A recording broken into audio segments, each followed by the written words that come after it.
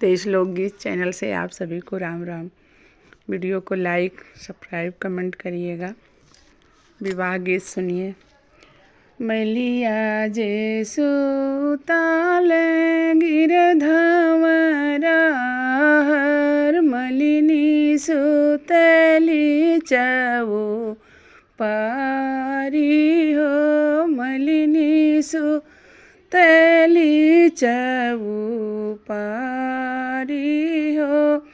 उठी के जे मालिया जे मलिनी जगावे उठो मालिन होई गे भीनु सार हो। उठो मालिन होई गे भीनु सार हो। पिछवा उलटी जब चितवली मालिन हो। पिछवा सुनर बर ठाढ़ हो।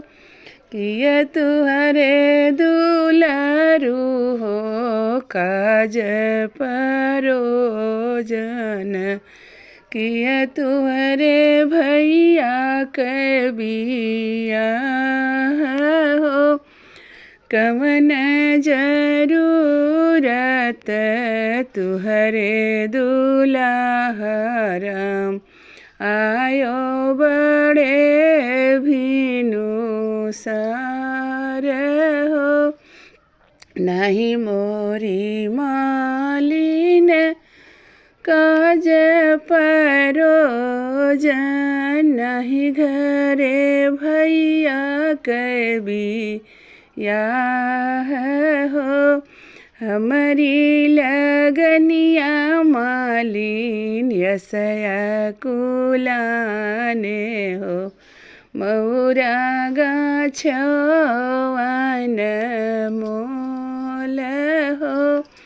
हमारी लगनिया मालिन यसया कुलाने हो। मौरा गाछवान मोल हो।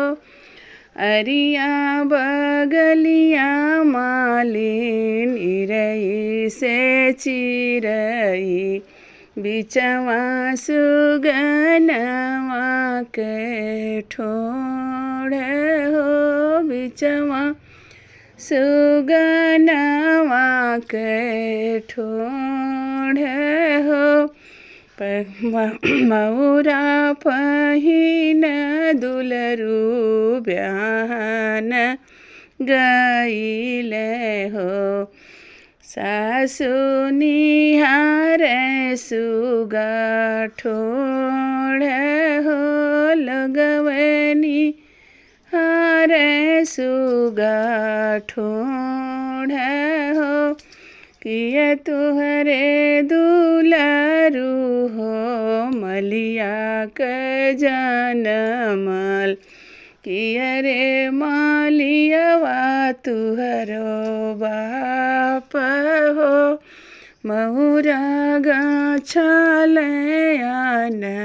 मोल हो। किया तुम दुलारू हो मलिया के जनमल। किया रे मालियवा तुहरो बाप हो। महुरा गाछालयान मोल हो। नहीं मोरी मालिन मलिया के जनमल। नहीं मालियवा मोर बाप हो। हमारे बाबा के बसावल मालियवा हो। मौरा गाछालयान मोल हो। हमारे पापा के बसावल मालियवा हो। महुरा गाछालयान मोल हो।